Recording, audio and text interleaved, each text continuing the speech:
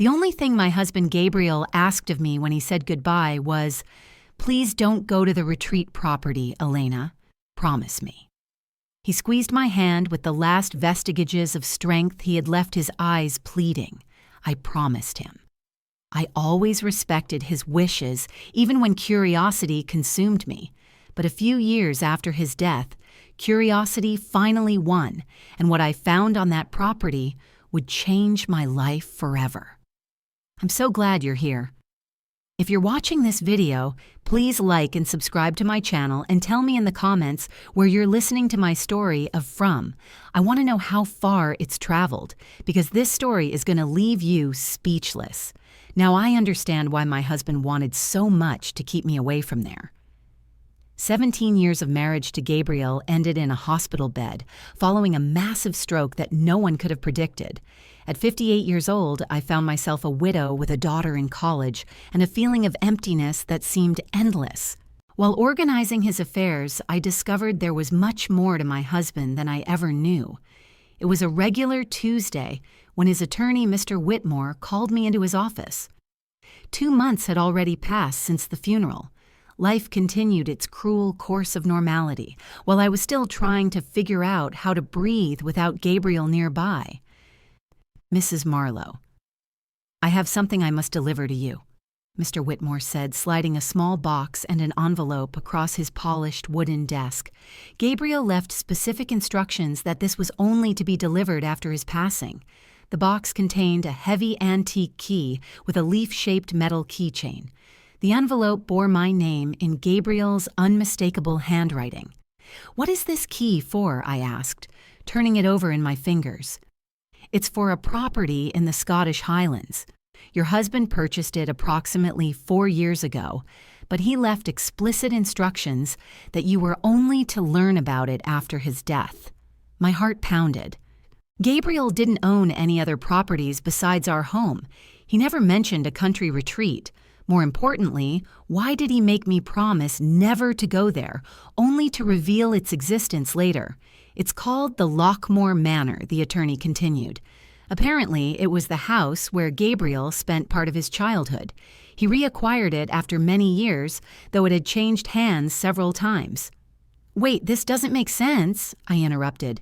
Gabriel always avoided talking about his childhood. When I brought up the Scottish Highlands, he would get tense, change the subject. Why would he buy a house there? Mr. Whitmore adjusted his glasses. "I couldn't tell you, ma'am, but there's another important detail. The property has become extremely valuable in the last 2 years. How so?" "A large developer, Highland Estates Group, is building a luxury resort in the area. Your husband's property is strategically located. They have already made several multi-million-dollar offers for the house." My head was spinning. Gabriel had never been wealthy. We lived comfortably on his engineer's salary and mine as a university professor, but nothing that would allow him to buy a second house, especially in a desirable area like the Highlands. And why keep it a secret? With trembling fingers, I opened the envelope. "My dearest Elena, if you are reading this, it means I left sooner than I expected. Forgive me for all the secrets I kept. The house is yours now. Over the past 4 years, I transformed that somber place from my childhood into something I hope you find beautiful. I know I made you promise never to go there. I am undoing that promise now. In fact, I ask you to go just once before you decide what to do with the property. In the house's study, you will find my laptop. The password is the date of our first meeting, followed by hope, the word you taught me to feel again. I love you more than I could ever express, Gabriel." I pressed the letter to my chest, tears blurring my vision. Even in death, Gabriel still had the power to surprise me. "I need to see this place," I said. "There is a complication," Mr. Whitmore interrupted. "Gabriel's family is contesting the will. His brother Victor Hale alleges that Gabriel was not mentally capable when he purchased the property. That's absurd. My husband was the most lucid and centered person I've ever known. Even so, they have filed legal motions. Considering the current value of the property, this could turn into a complicated battle." I pocketed the key, a sudden determination seizing me. I'm going to the Highlands today. 2 days later, after a hurried drive through mist-shrouded glens, I parked in front of a carved wooden gate with the name The Lochmore Manor in wrought iron. My heart pounded as I turned the key in the lock. The gate swung open with a soft creak, revealing a property much more impressive than I had imagined. It wasn't just a country house. It was a stone and wood mansion surrounded by impeccably maintained gardens and ancient oak trees. A stone path wound through perfect lawns to the main entrance. Everything looked new or recently renovated. Nothing here suggested the traumatic childhood Gabriel had been so resistant to discussing. This place had been transformed with love and dedication. My husband's hands were in every detail, though I never knew of its existence until now. My hands trembled as I put the key in the main door. The lock turned with a satisfying click, and I stepped into the secret world of the man with whom I had shared nearly 2 decades of life. What I saw inside made me grab the door frame to stay upright. The entrance opened into a large double-height living room with a stone fireplace. But it wasn't the architecture that took my breath away. It was the paintings. On every wall, in every available space, were paintings of flowers. Not just any flowers, but orchids of every possible type and color. My lifelong passion, which Gabriel always supported with silent affection, surrounded me in a gallery dedicated to my greatest love. And there on a table near the window, overlooking the gardens, sat a silver laptop with a single white orchid placed on the lid. Before I could take another step, the sound of tires on the gravel announced that I was no longer alone. Through the window, I saw a black SUV pull up behind mine. 3 men got out, all bearing Gabriel's unmistakable facial resemblance. The same straight nose, the same almond-shaped eyes. The Hale clan had arrived, and by the severe expressions on their faces, they were not here to welcome the widow to her newfound property. When the heavy oak door of Lochmore Manor closed behind me, I felt as though I had stepped into a world that belonged to Gabriel alone, a world he had deliberately kept from me until he was gone. My heart still hammered from the encounter at the gates, from the sight of his brother's SUV pulling away in frustration. They would be back, of that I was certain, but at this moment I was alone inside a house that carried both his silence and his secrets. I had braced myself for dust, for decay, for the haunted echoes of a childhood he had spent a lifetime avoiding. Instead, I stood paralyzed by beauty. High vaulted beams soared above a stone fireplace. Tall windows poured in silver Highland light. But it wasn't the architecture that made my knees weak. It was the walls. Everywhere I looked above the staircase, across the great hall, down the corridor, there were paintings of orchids, hundreds of them, each rendered with such patience and detail that the flowers seemed alive, caught forever in bloom. Orchids had been my passion, not his. I used to talk about them endlessly, dragging him to botanical shows, collecting books, whispering about someday having a conservatory of my own. He had always smiled quietly, holding my hand, never saying much. Now I realized he'd been listening more deeply than I ever knew. A silver laptop rested on a table near the bay window, a single white orchid placed on its lid. My trembling hand reached for it, and before I could second-guess myself, I typed the password he had left me in his letter, October 12th, 1E6 Hope. The screen came alive. The first file opened automatically, and there he was, Gabriel. Not the gaunt, fading man I had kissed goodbye in a sterile hospital room, but strong, vibrant, with that wry smile that had first drawn me in 25 years ago. My breath caught in my throat. For a moment, I thought I was dreaming. Then he spoke. "Hello, my love." The room seemed to spin. His voice filled the silence so completely that I gripped the edge of the table just to steady myself. "If you're watching this," he continued softly, "it means I'm gone. And it also means you came to Lochmore despite all the years I begged you not to." He chuckled, shaking his head. "I should have known. You were always braver than me when it came to facing ghosts." I sank into the nearest chair, tears streaming down my face. I made one video for every day of your first year without me, Gabriel explained. A year of companionship, a year of truths. There are things I should have told you in life. I chose not to because I wanted our days together to be filled with laughter, not shadows. But I owe you honesty now. He paused. His eyes shifted heavy with the weight of what he carried. 3 years ago, I was diagnosed with a cerebral aneurysm. A time bomb, the doctors said. 2 to 5 years, maybe more, maybe less. I didn't tell you. I didn't tell Isabel. I didn't want you to live under that cloud. I wanted our time to feel whole, not borrowed. The words struck me like a physical blow. My chest tightened. I couldn't breathe. Betrayal burned through me. He had robbed me of the chance to stand beside him fully, to cherish every moment with awareness. I thought of all the dinners, the trips, the simple evenings by the fire when I had scolded him for staying late at work, when in truth he had been here building this secret haven. Gabriel. My whisper cracked, lost in the silence of the great hall. As if he could hear me across time, he nodded slightly on the screen. I know you're angry. You should be. But please believe me, I chose not to tell you out of love. I didn't want you watching the clock every time I smiled at you. I wanted normal even if it was a lie. The camera shifted as he leaned forward, his eyes dark and steady, locked onto mine through the glass. I used the time to create something for you. Lockmore, the orchids, the studio, all the pieces of your dreams that you set aside for me, for our family. You gave so much, Elena. This house is my way of giving some of it back. I pressed my hand to my mouth, sobbing quietly.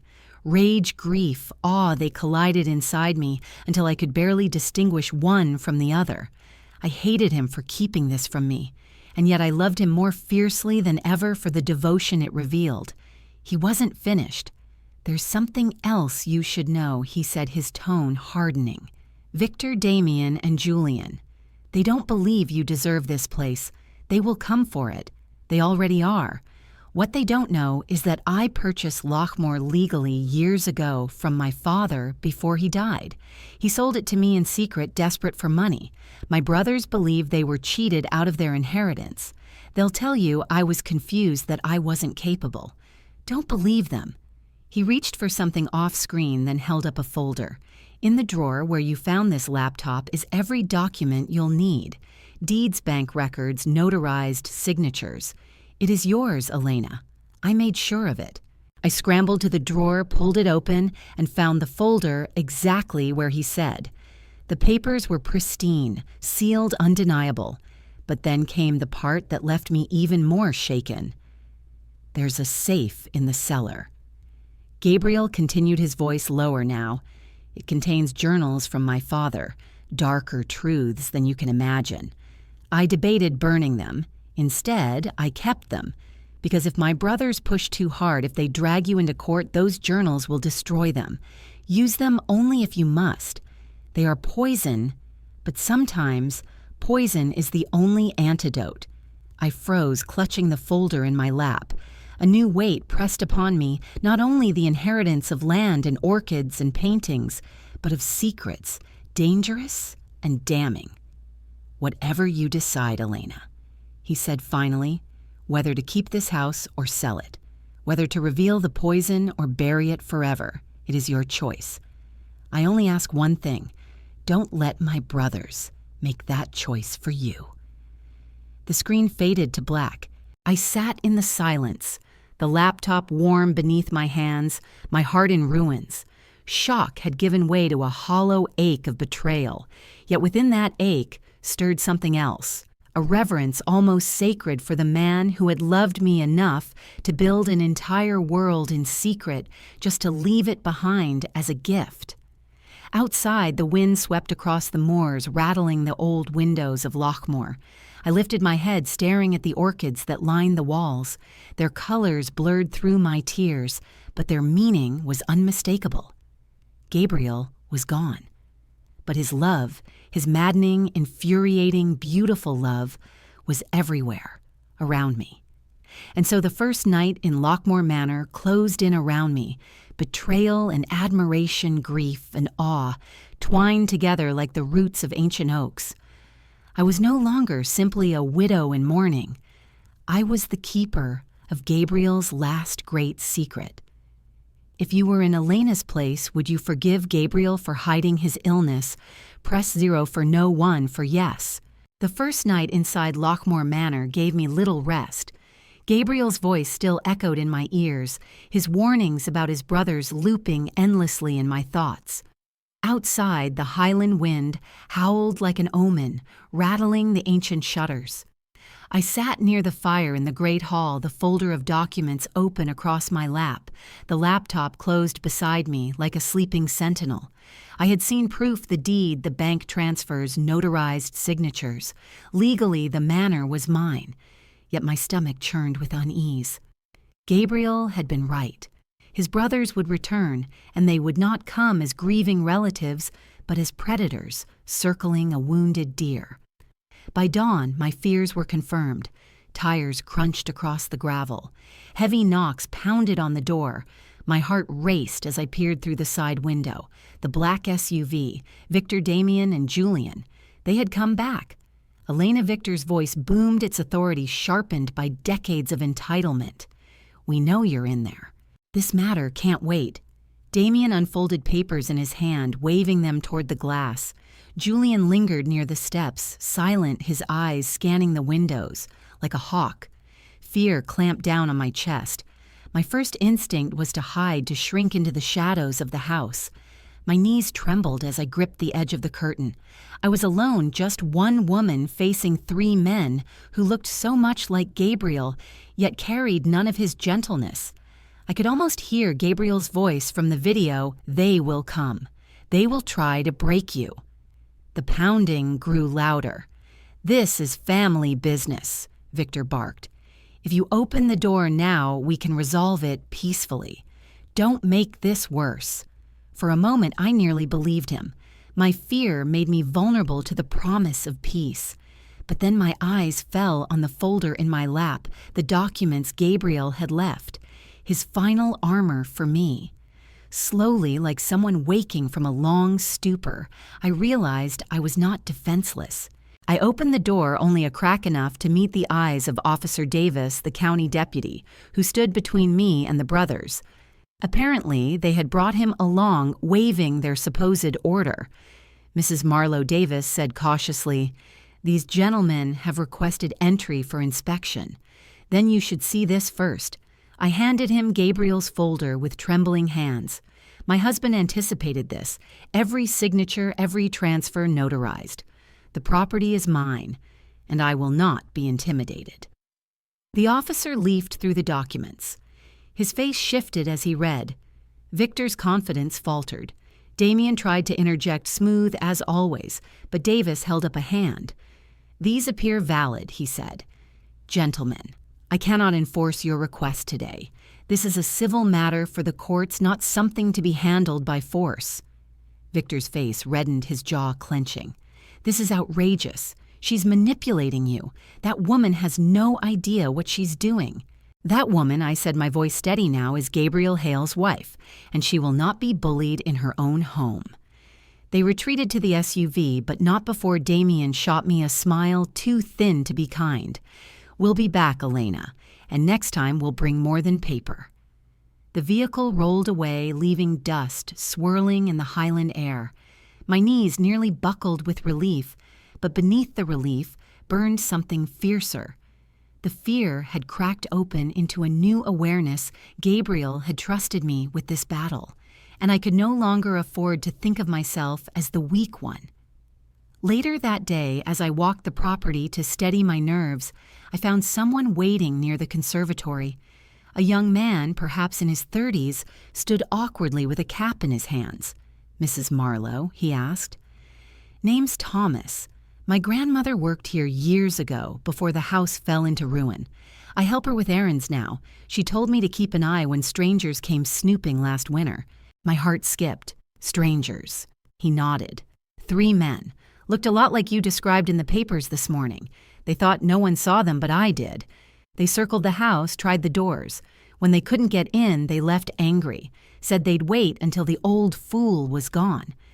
The words chilled me. Gabriel had known they would come, but hearing this witness made it real in a way paper could not. Thomas hesitated, then added, "Ma'am, my gran said Mr. Hale once told her, 'When the time comes, tell my wife she was never alone.'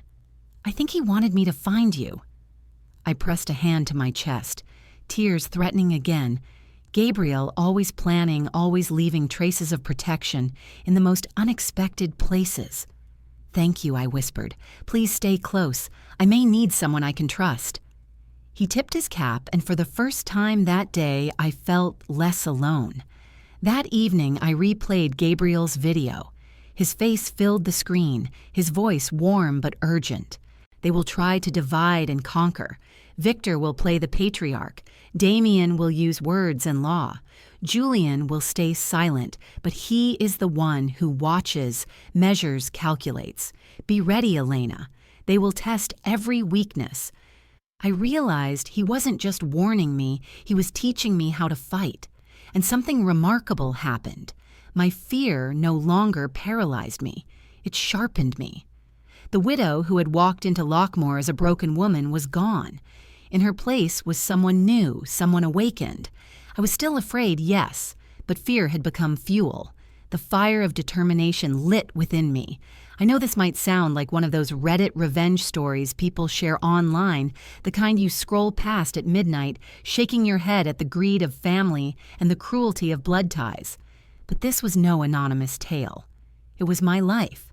And unlike those Reddit revenge stories, I couldn't just log off and forget it. This was my home, my daughter's legacy, Gabriel's final love letter, and I was determined not to let it slip away. When I looked again at the orchids covering the walls, I no longer saw just flowers. I saw a battlefield, fragile, beautiful, worth every ounce of strength I could muster, and I made myself a promise that night the next time the Hale brothers returned, they would not find a grieving widow. They would find a woman ready for war. Sometimes life pushes us into battles. We never imagined battles that look too large for our shoulders. But then you remember who believed in you, who trusted you, and something changes inside. That change is what Gabriel gave me, not just a house, but the courage to fight for it. And perhaps, in some strange way, that is the truest of all Reddit revenge stories. Not the tale of destroying an enemy, but of discovering the power you never knew you had. If this moment has moved you, a simple like means a lot, it tells me you're walking with me through this journey. I thought the night after driving the Hale brothers away would give me peace, but it didn't. Fear still sat in my chest like a heavy stone, though it no longer crushed me as it had before. Instead, it reminded me of a truth: I was still alive, and Gabriel had believed I was strong enough to carry what he left behind. The following morning, I decided to truly explore Lockmore Manor, not as a trespasser, not as a grieving widow, but as the rightful keeper of its secrets. I carried the laptop with me, replaying the next video Gabriel had prepared. He was sitting in the library, this time, sunlight filtering through the tall windows behind him. "Good morning, Elena," he said with that crooked smile. "If you're watching this, it means you slept here at least one night. That's already a victory. Today I want to show you something that belongs to you, though you may have forgotten it." He gestured for me to follow the camera as he walked down the east wing. At the end of the hall is a locked door. The key is in your nightstand, the silver one, with the orchid engraving. This room is yours. I paused the video, almost afraid to breathe. I rushed to the bedroom, pulled open the drawer, and there it was, the antique silver key. My hands trembled as I fit it into the old lock. With a soft click, the door swung open. I gasped aloud. The room, bathed in northern light, was no ordinary chamber. It was a fully equipped art studio. Wide easels stood ready, blank canvases lined the walls, jars of brushes and pigments rested neatly on tables. The windows had been placed to capture the best light of the day, streaming across wooden floors polished to a gentle shine. My knees weakened. It felt as if someone had peeled back the years, lifting me out of the present and setting me in the past when I was 20, painting until dawn, dreaming of exhibitions before marriage, and bills and motherhood had pushed the artist in me into silence. Tears blurred my sight. Gabriel had given me back a part of myself I thought was gone forever. I pressed play again. His voice filled the studio. "You gave up painting for us, Elena. I know you never complained, but I saw what it cost you. I promised myself one day I would return it to you. This is my attempt. Your dream is waiting." I laughed through the tears, shaking my head. "Oh, Gabriel." Then he said, "Look in the cabinet beneath the window bench." With trembling fingers, I opened the panel. Inside was a flat archival box. When I lifted the lid, I nearly collapsed. My paintings, my college portfolio, dozens of canvases I thought had been lost through the years of moving and packing. My self-portrait, my landscapes, even the small studies I had considered trivial, he had saved them all. And on top lay his note in handwriting I would know anywhere. "She's still in there, Elena. Don't let her fade." I pressed the paper to my chest, my sobs echoing in the high-ceilinged room. At that moment, a new feeling replaced the ache of grief. Wonder, pure wonder, as if the universe had bent time to return to me what I thought was forever gone. When I finally left the studio, the air outside felt different. The conservatory awaited its glass walls glinting in the morning sun. Gabriel had told me to wait until I was ready. I wasn't ready, but I went anyway. The door swung open to a cathedral of orchids, rows upon rows of colors I had only ever seen in books, pink, violet, snowy, white, rare hybrids with names that sounded like poetry. And there in the center was the blue orchid, the very one I had admired once at an exhibition years ago. He had spent nearly 2 years tracking it down, the caretaker told me later. I felt young again. Not in body, but in spirit, the way I once did when dreams were limitless. Nostalgia swept through me like a tide, but instead of drowning me, it lifted me. Gabriel hadn't simply left me flowers or paintbrushes. He had left me a map back to myself. That evening I couldn't sleep, so I wandered the manor again, exploring corners I had ignored before. Near the cellar door, I found a small wooden chest tucked behind crates of supplies. The lock was simple. Inside, wrapped in linen, were Gabriel's journals from the last 4 years. One entry stopped me cold. "If she finds this, I hope she understands." I wasn't just building a house.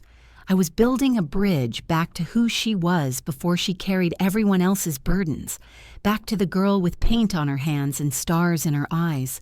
The words ignited something inside me. Not just gratitude, not just longing, but a hunger, a yearning to live fully, to create again, to honor him, not with tears, but with color and life. I know this might sound like one of those Reddit family tales people pass around online, the kind where hidden secrets and long-lost dreams come spilling out after funerals. But this wasn't some tidy story for strangers on a screen.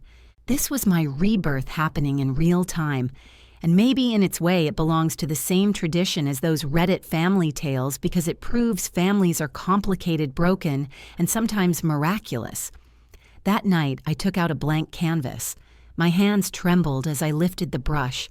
The smell of paint filled the air so familiar it almost hurt. I dipped into blue, then white, then violet, and began to trace the first strokes of an orchid. Each line felt like reclaiming a piece of myself. Each shade of color a reminder that I was still here, still capable of creating beauty.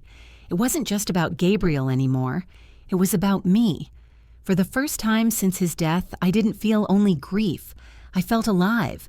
Sometimes miracles don't arrive as lightning bolts or grand visions. Sometimes they come as a quiet key in a nightstand drawer or a canvas preserved when no one was watching. Gabriel had given me back the most fragile, precious part of myself, and I was determined never to lose it again. Does this voice keep you engaged? Press 0 for no, 1 for yes. The miracle of the studio and the conservatory gave me strength I hadn't known I still possessed. For the first time since Gabriel's death, I felt more than grief. I felt alive again, as though color had seeped back into a gray world. But the joy was fragile, like a delicate bloom that could be crushed by the wrong touch. And that wrong touch came sooner than I expected. Late one afternoon, as the Highland fog curled low around Lockmore, I saw another car pull into the driveway. Not the black SUV of the Hale brothers, but a silver sedan I recognized instantly. Isabel. My heart lifted at the sight of her. My daughter, my only child, the very reason I still drew breath. I hurried to the door, opening it wide before she could knock. But my joy faltered when I saw her expression calm, almost rehearsed, carrying the guarded politeness of someone about to deliver hard news. "Mom," she said, hugging me quickly before stepping back. "We need to talk." Behind her, the Hale brothers were getting out of their SUV. My stomach twisted. "Why are you with them?" I asked, my voice unsteady. "They reached out," she admitted, glancing at them as though to draw courage. "They showed me pictures of Dad as a boy, things you never told me about. They said he always meant this house to belong to the whole family, not just us. Mom, why would they lie?" The words pierced me sharper than any blade. It felt like losing her all over again, as though the bond between us was slipping through my fingers. "They're manipulating you," I whispered. "Isabel, you don't know them." Her chin lifted, her father's stubbornness shining in her eyes. "Maybe you don't know them either. Maybe you just don't want to share." It was like watching Gabriel's face hardened by doubt reflected in hers. My heart cracked wide open. The brothers approached Victor, placing a hand on Isabel's shoulder as though she were already theirs. "Naomi," he said smoothly, "we all want what's best for the family. Isabel understands that, don't you, dear?" She nodded hesitantly, and in that moment I felt the raw ache of betrayal, not because my daughter meant harm, she didn't, but because grief had left her so vulnerable that even snakes could pass for brothers.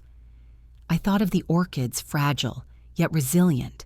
I thought of the studio where Gabriel had preserved my lost art, and I knew this was the test I could not fail, not the property, not the estate, but the heart of my daughter. That night, after the brothers finally left with promises of further discussions, Isabel stayed in the house with me. The silence between us was unbearable heavy with all the things neither of us could say. She sat in the conservatory, her eyes tracing the rows of orchids, but her thoughts were far away. I wanted to reach for her, to hold her the way I had when she was a child, frightened of storms. But she wasn't a little girl anymore. She was a young woman, and I could feel her slipping into the orbit of men who didn't deserve her trust. "Isabel," I said softly, "there are things your father never told you. Not because he didn't love you, but because he wanted to spare you. I can show you if you're willing to watch." She looked at me with suspicion, then weary curiosity. "What do you mean?" I carried the laptop into the conservatory and set it on the table, the orchids casting their soft shadows across us. With careful hands, I opened a file Gabriel had labeled, "For Isabel when she doubts." Her eyes widened. "He made a video for me, yes," I whispered, "for this very moment." The screen came alive. Gabriel's face appeared healthy, strong, his voice steady. Isabel gasped, covering her mouth with trembling fingers. "Hello, my brilliant girl," he said warmly. "If you're watching this, it means you've been told things that made you question your mother or me, and I can almost guess who told you." He sighed. "My brothers. They always did know how to twist the truth into something that sounded almost reasonable." Isabel's shoulders stiffened, her eyes locked on the screen. "Listen to me," Gabriel continued. "When I was your age, Victor and Damien forged documents to steal my share of the family inheritance. When I confronted them, they threatened to ruin me to make it look like I was complicit. That's why I left. That's why I built a life far away. Not because I didn't love them, but because I knew love wasn't enough to change who they were." He leaned forward, his expression softening. "And if they're speaking to you now, it's not because they want to share memories of our childhood. It's because they see you as a doorway back into this property. Don't let them use you, Isabel, please." Isabel's eyes filled with tears. Her hand reached instinctively for mine. "There's something else," Gabriel added, his smile faint but tender. "Your mother is stronger than anyone gives her credit for, even herself. She has carried us both more times than you know. Trust her. Stand with her. She is the truest ally you will ever have." The video ended freezing on his familiar smile. Silence filled the conservatory, broken only by the soft hum of the orchid fans. Isabel sat frozen, her tears falling freely. "Mom," she whispered. "Why didn't he tell me?" "Because he didn't want you to carry the bitterness he carried," I said, my voice breaking. "He wanted you free of it." She pressed her forehead against mine just as she had when she was small. "I'm so sorry. I didn't want to doubt you. I just missed him so much." My tears mingled with hers. So did I. And in that fragile embrace, I felt the wound begin to heal. The challenge of trust had become the thread that wove us back together tighter than before. Later, Isabel admitted that the brothers had shown her not just photos, but a sealed envelope, one she hadn't opened yet. Together, we tore it open. Inside was nothing more than a faded picture of Gabriel as a child and a forged letter suggesting he had promised the estate to all 3 brothers. The ink was recent, the handwriting poor. Isabel's eyes blazed with anger. "They lied to me," she said flatly. "Yes," I replied, "and they will keep trying. But now you know the truth." That night, as she slept in her old room, I sat in the studio again, staring at the canvas where I had begun painting the blue orchid. For the first time in days, I felt not just like a widow fighting alone, but like a mother whose daughter stood beside her. The Hale brothers had tried to fracture us. Instead, Gabriel's foresight had stitched us back together, stronger, unbreakable. Sometimes the cruelest trials are not in courts or contracts, but in the hearts of those we love. And when trust is tested, the pain feels unbearable, like losing someone twice. But if you endure it, if you choose honesty and love over fear, the bond that emerges is stronger than steel. In that moment, I understood Gabriel's true gift wasn't the house, the orchids, or even the art studio. It was the chance to reconnect with our daughter in a way that would outlast even grief. And I vowed nothing, not even his brother's schemes, would tear that apart again. The days following Isabel's return to my side carried a calm that felt almost deceptive. She and I watched Gabriel's videos together each morning, piecing through his wisdom as though he were still sitting with us. But beneath that fragile calm, I knew the storm was gathering. Victor and his brothers would not retreat quietly. Men who had lived their entire lives through schemes and intimidation did not simply walk away after one defeat. And I sensed the next confrontation would not be about persuasion, it would be about power. I was right.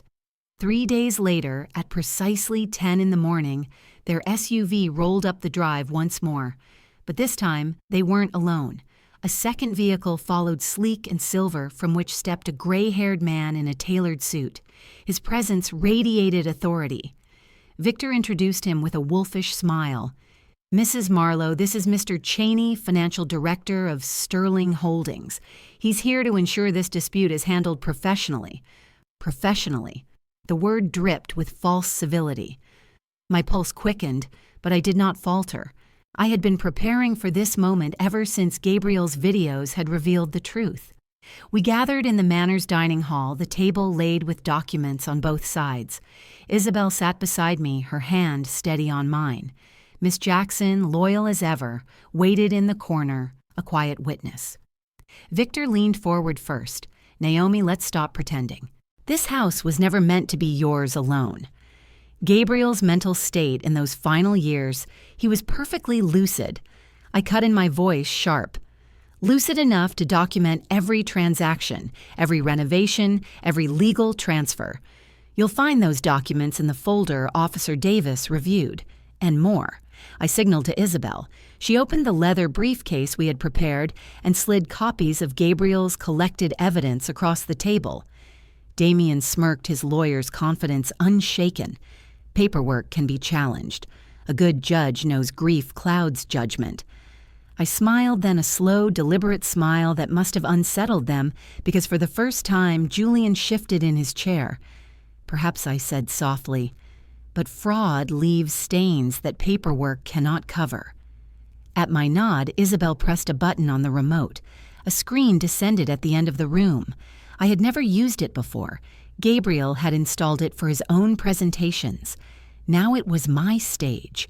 On the screen appeared scanned bank records, dated emails, notarized statements, evidence Gabriel had meticulously gathered in the war room beneath the conservatory. These, I explained, are records of Sterling Holdings' past misdeeds, embezzlement, forged contracts, tax evasion, names, dates, amounts. Do you recognize them, Mr. Cheney? The man in the tailored suit leaned forward, adjusting his glasses. His face paled.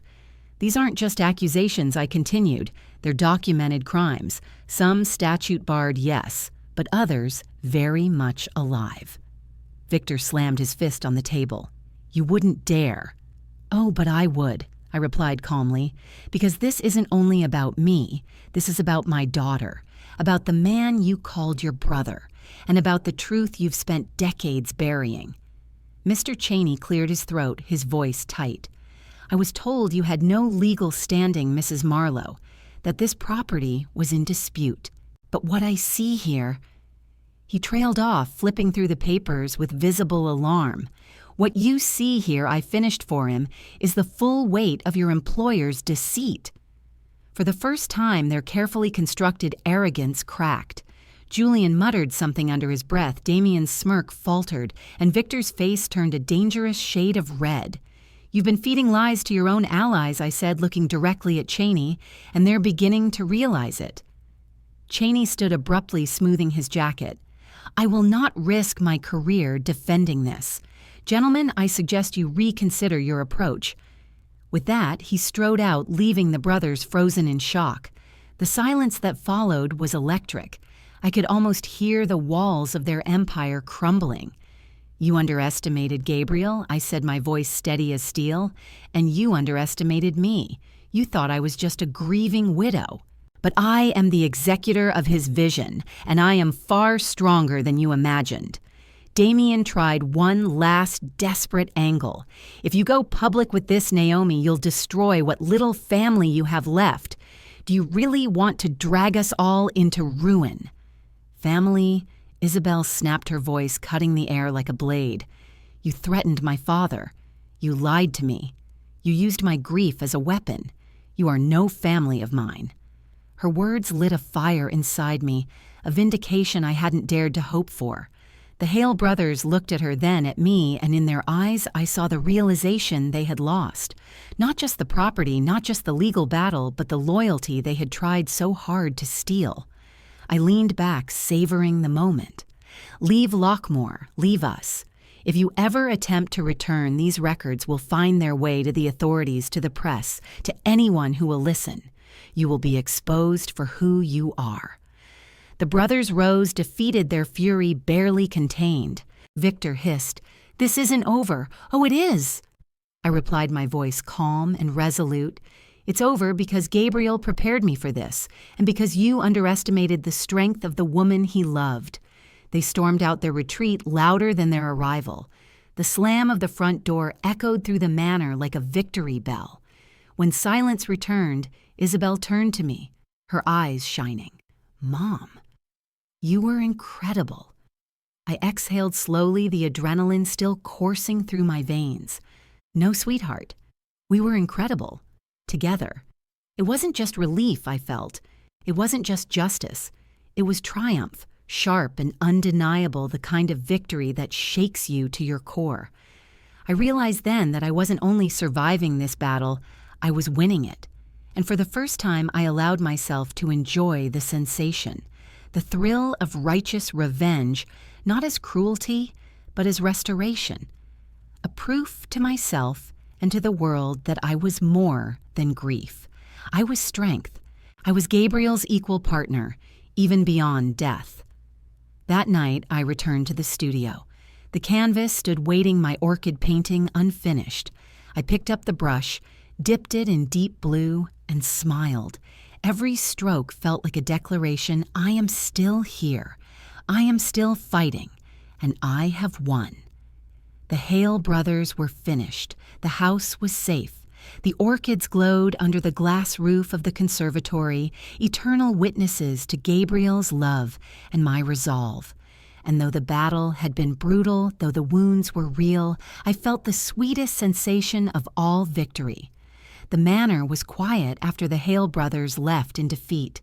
The echo of the slammed door still rang in my ears, yet inside me there was no more fear, only stillness. Isabel and I stood in the great hall together, mother and daughter, united stronger than ever. For the first time in months, I felt safe.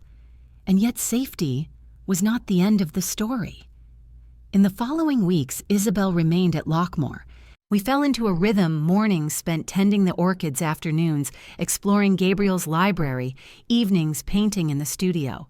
It was as if Gabriel himself had woven invisible threads between us, restoring what grief and lies had tried to sever. But deep inside, I knew unfinished business lingered. One gray morning, Miss Jackson came to me. Mrs. Marlowe, she said gently, "There's someone at the gate." He asked only for a few minutes. I frowned, expecting another ploy. But when I stepped outside, I saw not 3 brothers, not a show of force, but one man alone. Victor. He looked smaller than I remembered, thinner, with lines carved deep into his face. His arrogance was gone. He held a packet in his hand, and his eyes, once sharp with superiority, now carried something unexpected weariness. "Elena," he said quietly, "I know I'm the last person you want to see." "That's true," I admitted, my voice even. "What do you want? I came to apologize." His throat tightened. I was wrong. About Gabriel, about you, about everything. I wanted to scoff, to dismiss him as I had so many times in my mind, but standing there in the Highland air, I remembered Gabriel's journals, the pages where he had written about wanting not just victory, but peace for us. Victor extended the packet. "I found this among our father's things, a photograph. I thought you or Isabel should have it." Suspicion warred with curiosity. I opened the packet and gasped. It was a faded picture of 3 boys under a tree, Gabriel Victor and Julian Gabriel, holding a tiny potted orchid. His first bloom, his first love for something fragile yet enduring. The sight struck me with a force I hadn't expected. Behind all the anger, all the greed, there had once been brothers playing under the same sky. I closed my eyes, breathing deeply. When I opened them, I said words I hadn't planned. "I forgive you, Victor. Not completely, not for everything, but enough. Enough to stop carrying this weight." He blinked, stunned. "You forgive me?" "Partially," I clarified. "Forgiveness isn't erasing the past. It's refusing to let it own me anymore." For the first time, Victor bowed his head. Then without another word, he left. That choice changed me. Forgiving Victor didn't mean forgetting the pain he caused, but it meant releasing the poison. And in that release, I felt lighter, freer, as though I had stepped into a new dawn. The days that followed were filled with renewal. Isabel and I worked together to transform Lockmore into something living, something more than a private sanctuary. We decided to establish the Gabriel Marlowe Foundation, dedicated to 2 things he had loved most: orchids and education. The conservatory became open to the public on weekends, drawing visitors from across the Highlands. Children wandered among rare flowers, their laughter echoing under the glass roof.